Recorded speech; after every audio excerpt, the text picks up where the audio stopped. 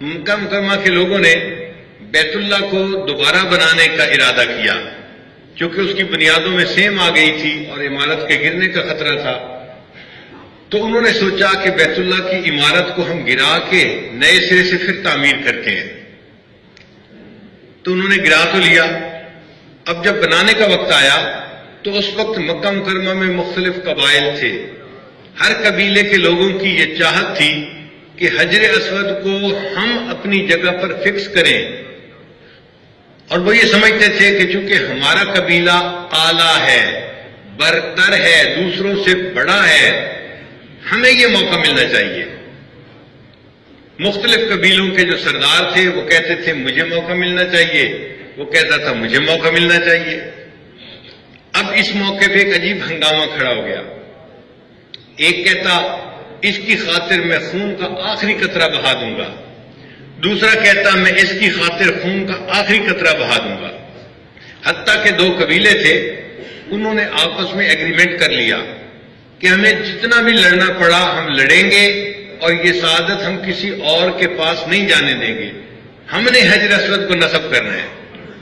اس زمانے میں جب ایک دوسرے سے معاہدہ کیا جاتا تھا تو عام طور پر ٹب کے اندر خون بھر کے اس میں ہاتھ ڈال کے عہد کرتے تھے اور اس کو نبھاتے تھے۔ پھر دو قبیلوں نے خون کے ٹب میں ہاتھ ڈال کے یہ معاہدہ کر لیا اور اپنی تلواریں لے کے پھرنے لگے کہ جو اس کے خلاف کرے گا ہم اس کا سر اڑا کے رکھ دیں گے۔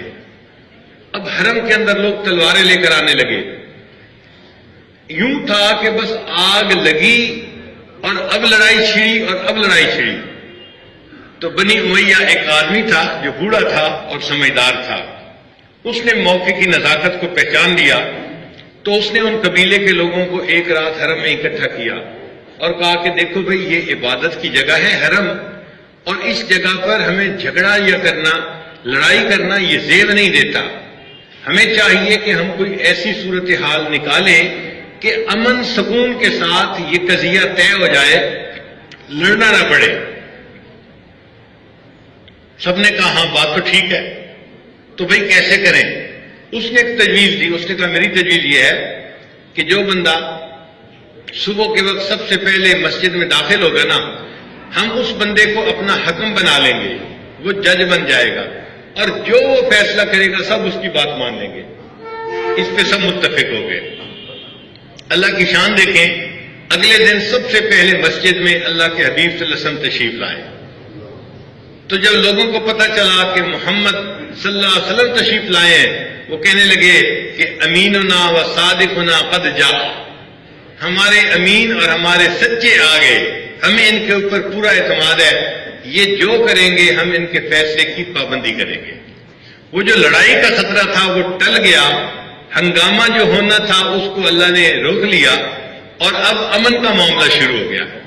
چنانچہ نبی علیہ السلام کی خدمت میں عرض کیا کہ جی آپ فیصلہ کریں کہ کون سا قبیلہ حجر اسود کو نصب کرنے کی ذمہ داری انجام دے۔